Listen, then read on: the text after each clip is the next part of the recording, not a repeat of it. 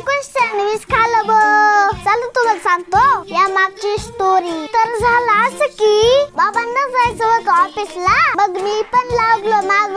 मारले गाडी उडी निघालो ऑफिसच्या निशाले. ऑफिसला गेला बाबा बसले लगेच काम करायला. एक आजोबा आले होते.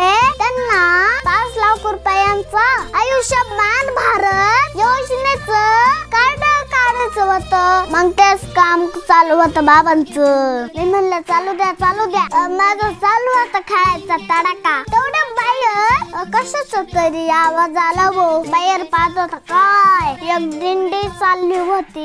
दर्शन घेतलं. देवाला म्हटलं देव बाप्पा मला सोपात ठेव. तेवढं बाबांना बोललो बाबा मला भूक लागली. बाबा बोलले मग काय करू. मी म्हणलो सँडविच ऑर्डर करा. मग केले बाबांनी सँडविच ऑर्डर. 4 सँडविच आले वो.